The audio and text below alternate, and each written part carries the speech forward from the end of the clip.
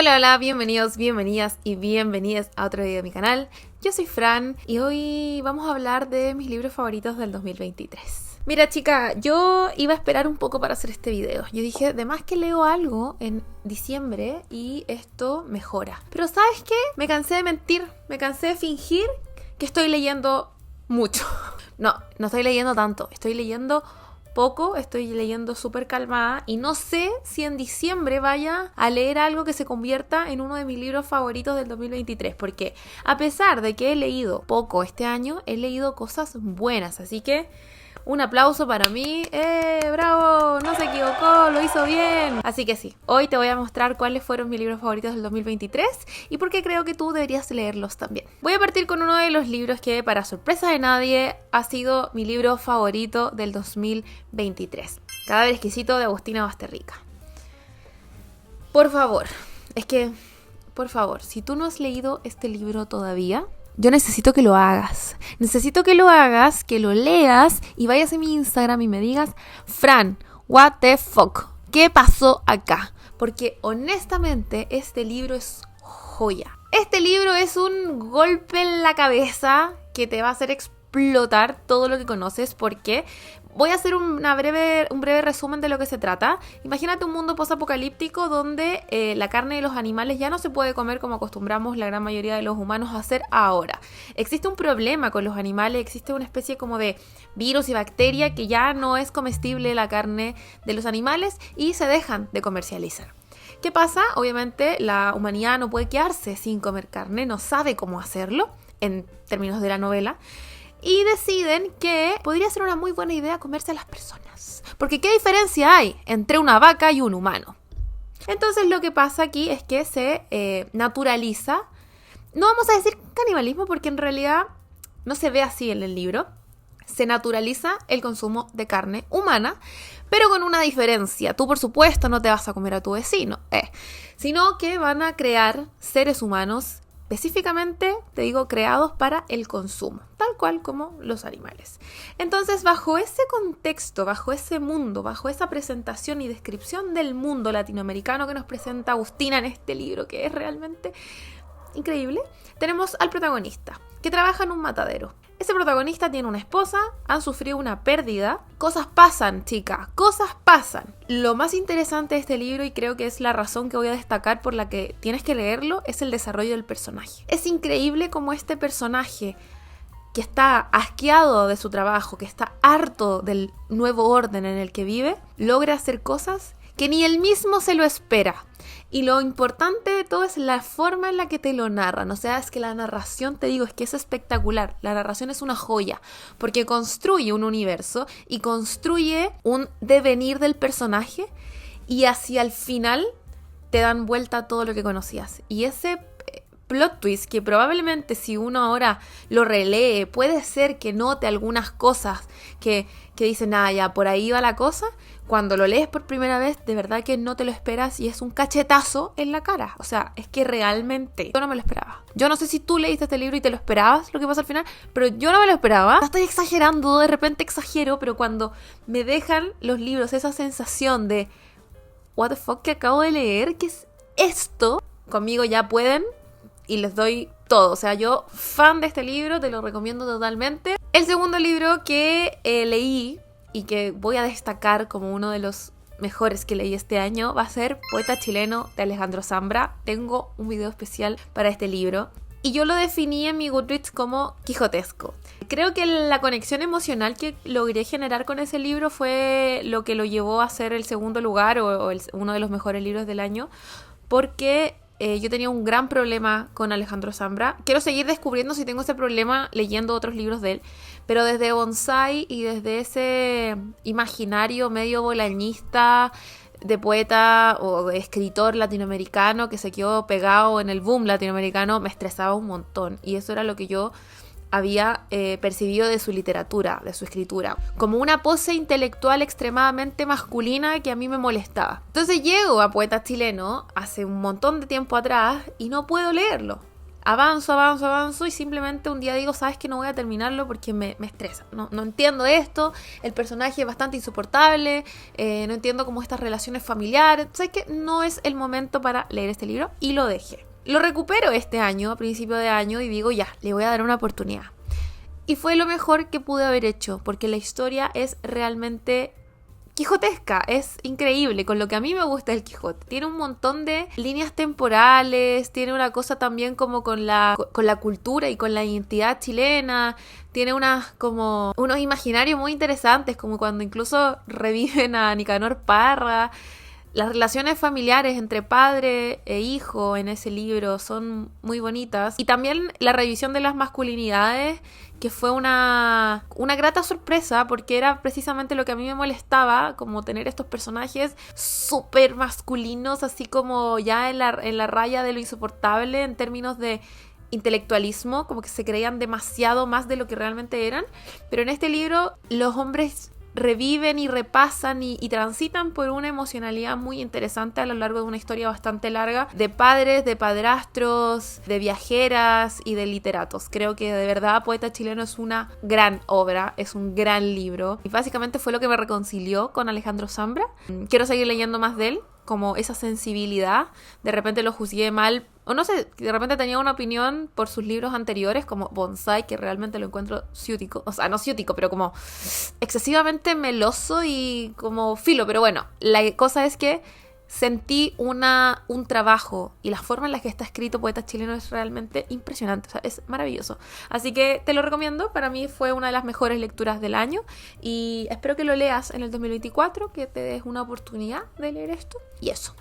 Voy a ir ahora con el otro libro que leí que también me gustó mucho, también de un autor chileno que lo tengo acá, y es La muerte viene estilando, de Andrés Montero. Yo ya había leído a Andrés Montero con Tony Ninguno y me había parecido una historia preciosa, muy bonita, y como mezclaba una historia más circense con las historias de Las Mil y una Noche, me había parecido muy interesante la propuesta. Y yo ya sabía que Andrés tenía una propuesta bien bonita, bien local. Entonces dije, vamos a leer este libro. Y fue precioso. Fue realmente precioso. Es que solamente quiero decir que es precioso. Como son distintos relatos que de alguna manera se van articulando. El relato parte con un oficinista, con una persona que trabaja en cualquier cosa, escapando entre comillas de Santiago. Tiene que ir al aeropuerto a buscar a alguien de su trabajo, pero decide escapar y se va hacia el sur. Y ahí, no lo dicen textualmente, pero yo lo imagino así, se abre como una especie de portal a una dimensión paralela de alguna manera o pasada de un Chile anterior, pero nunca se nombra Chile, sino que el territorio posibilita una vida anterior donde el protagonista realmente parecía que existía en esos momentos, pero él decía, ¿cómo? Si yo vivo en la... Finalmente es bien confuso, ahí tiene un toque medio fantasioso según yo, que es bien interesante porque nos abre esto como a un mundo, a un Chile un poco más patrimonial, un Chile más, si quieres, incluso colonial, como con patrones de fondo, viene en el campo, muy ligado a lo naturalista, por decirlo de alguna manera. Igual en Chile hubo una tradición naturalista al principio del siglo XIX, como por principio del siglo XX, perdón, soy pésima con ese tipo de cosas, pero entre 1900 y 1920 hubo como una tradición bien naturalista ahí con Marta Brunet o Juan Emar también, o Augusto Dalmar. Hubo una, no sé si Juan Emar, creo que ahí me equivoqué, pero... Efectivamente, Fran, del pasado te equivocaste, pero no tanto. Juan Emar efectivamente estaba vivo en esas fechas, pero él era exponente más que nada de las vanguardias, y la literatura naturalista se dio de finales de 1800, como 1880 hasta 1900 y algo, con Blesgana, Baldomero Lillo, Marta Brunet, que también era como más ligado a la literatura criollista, aquí en Chile al menos. Así que corregido el error, pero que no te equivocaste tanto, Fran. Pero con Augusto, con Dalmar y con Marta Brunet podemos encontrar esos tintes más naturalistas de principios de siglo. Fue muy interesante volver a eso, como a ese, te digo, como Chile anterior, una especie de patria anterior, un territorio que acoge culturas, que acoge comportamientos, que acoge personajes, cómo el protagonista se enfrenta a eso, y lo genial es la manera en la que se unen los relatos. Eso es precioso, y lo que voy a destacar de este libro para que tú lo leas es la forma en la que el territorio básicamente natural, la naturaleza y las características de nuestro territorio chileno son una parte importante de la historia y de la identidad. Hablar de la cordillera, hablar del mar, hablar de cómo es la estructura geográfica de Chile, sin nombrar nunca Chile, me parece un ejercicio muy bonito, un ejercicio de amor a la tierra, de amor a las raíces, a través de un cuento ficcional, a través de una historia ficcional, perfectamente hilada, o sea, perfectamente hilvanada en los distintos relatos que ocurren, relatos de viejos que juegan ajedrez en la calle, relatos de patrones de fundos, obviamente mucha violencia, mucha secretismo, pero son cosas que fueron muy características de cierta época y se presentaron en la literatura. Entonces siento que esta como reversión contemporánea de una literatura más naturalista en Chile me parece perfecta. Esa es mi lectura de este libro. A mí me erizó la piel, tiene unas frases preciosas y te lo recomiendo. El siguiente libro que también voy a dejar en mis favoritos del 2024 es una relectura y, para sorpresa de nadie, va a ser Los Juegos del Hambre, el primer tomo. Esto lo comencé a leer este año junto a un club de lectura que también hicimos para como prepararnos para el estreno de Balada de pájaros, cantores y serpientes. ¿Qué pasó? Esta chica de acá no sabe terminar los libros en clubes de lectura. ¿Por qué? Porque le da estrés. Porque se pone ansiosa. Pero alcanzamos a leer el 1 y el 2 y alcanzamos a hacer las reuniones del libro 1 y del libro 2. El libro 3 no alcancé, chica, y el libro 4, mira, la balada de pájaros cantores ni lo leí. Ahora lo estoy leyendo, pero no alcanzamos a hacer la reunión. Perdónenme, eso es lo que a mí me pasa con los clubes de lectura. Me estreso. Básicamente me estreso, me da ansiedad, no sé por qué. La cosa es que leí este libro, lo releí, yo ya lo había leído hace un montón de tiempo atrás. Y me reencontré con una maravilla, chica. Esta es la maravilla de la literatura juvenil, distópica. O sea, es que, por favor, yo necesito que le den un reconocimiento, más reconocimientos a este libro. Qué bueno que ahora la gente de TikTok lo revivió y ahora tenemos muchos nuevos fans de este mundo porque realmente es una maravilla, es una maravilla. ¿Y por qué es una maravilla? No por todo lo que ya acostumbramos a ver, que sí está bien armado y todo. Yo me di cuenta de algo que seguramente mucha más gente se dio cuenta, pero esta fue mi experiencia de lectura ahora con 26 años, que las relaciones entre mujeres en este libro son súper interesantes. Ya vemos a Katniss, que por si vives debajo de una piedra, ¿qué es lo que tiene que hacer en este libro? Ir a los Juegos del Hambre. ¿Por qué se hacen los Juegos del Hambre? Porque en algún momento hubo una guerra y el presidente, ya después sabemos quién los crean una especie de show televisivo donde tienen que dar como tributo a 2 personas de cada distrito, porque Panem, que es este nuevo país, está dividido en 12, antes 13 distritos. Cada uno de los distritos, como te digo, se encarga de proveer al Capitolio de algo en especial, ya sea carbón, peces, agricultura, pesca, etc. Y vemos a la Katniss, que la Katniss está en el distrito 12, que es del carbón, el distrito más pobre y más chico de toda Panem. La cosa es que ella es como tributo y la gracia de los Juegos del Hambre es que los tributos, o sea, que los distritos no se olviden de lo que fue la guerra y es una especie de, como de castigo, de que no se olviden de cuál es la mano que les da de comer, que es el Capitolio, que en realidad es al revés porque los distritos alimentan el Capitolio, pero bueno, cosas políticas ahí del libro que en este caso no se profundizan tanto.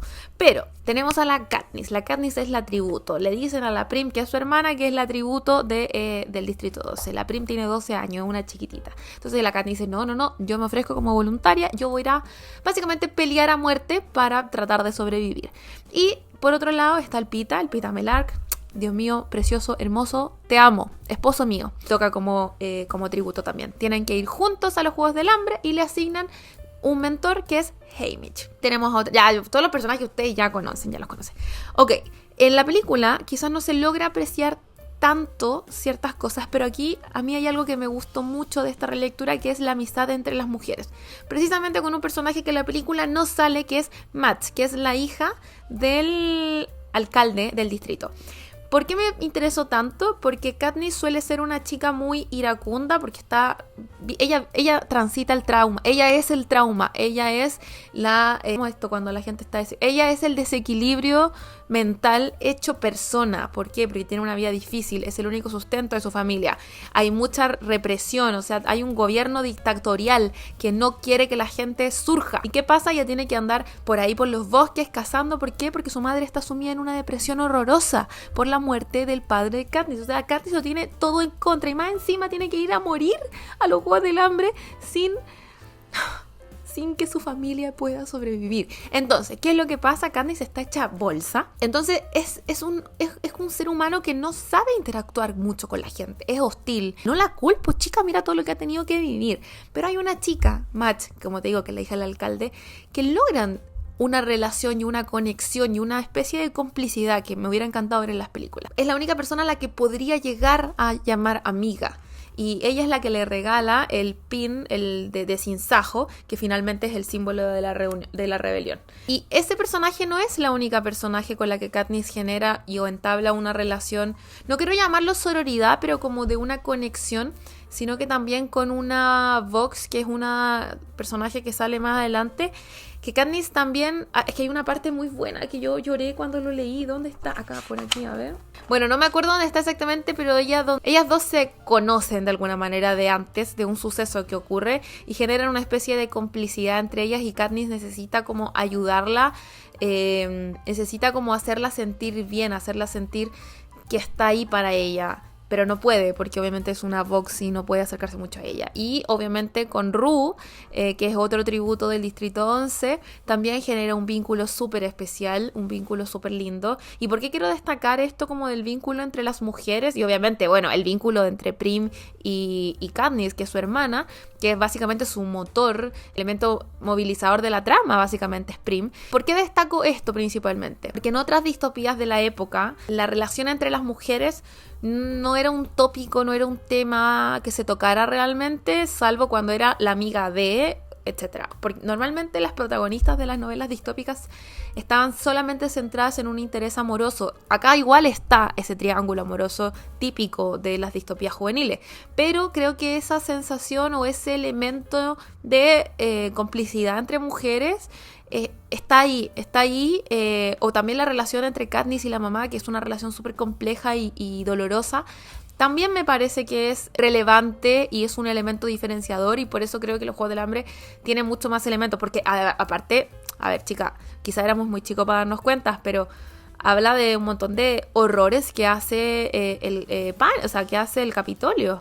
Habla casi que también de canibalismo, de prostitución infantil, de abuso, drogas, trastornos alimenticios. O sea, toca un montón de temas fuertes que obviamente están bien tocados como de una manera mucho más light por el público al que está dirigido, pero bueno. Y para finalizar, el libro que voy a destacar también durante el 2024 como una de las mejores lecturas es 1984 de George Orwell.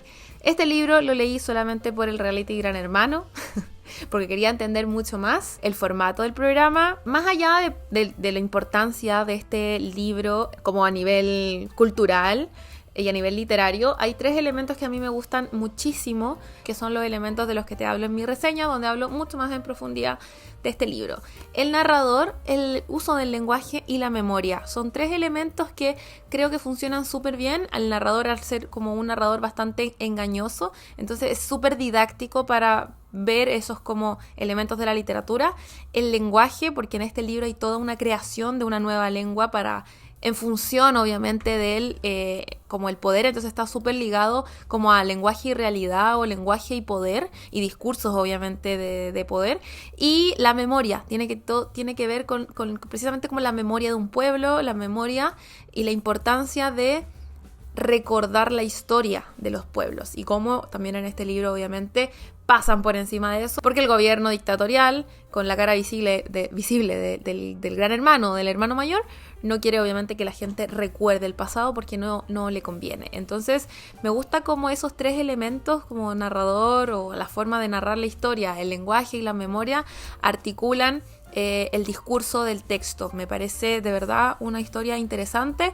No creo que sea como la gran maravilla, si no lo has leído tampoco es como que te estás perdiendo la gran maravilla de la literatura, pero sí creo que tiene elementos importantes, sobre todo en el contexto de producción, que es un contexto posguerra, por decirlo de alguna manera, bastante europeo, también donde todo es como el mundo estaba como con los ojos puestos en los gobiernos fascistas o en las dictaduras también. Así que eso es lo que te tengo que decir acerca de los mejores libros que leí, según mi opinión, en el 2023. Ahora te toca a ti, cuéntame en los comentarios cuáles fueron tus libros favoritos del 2023.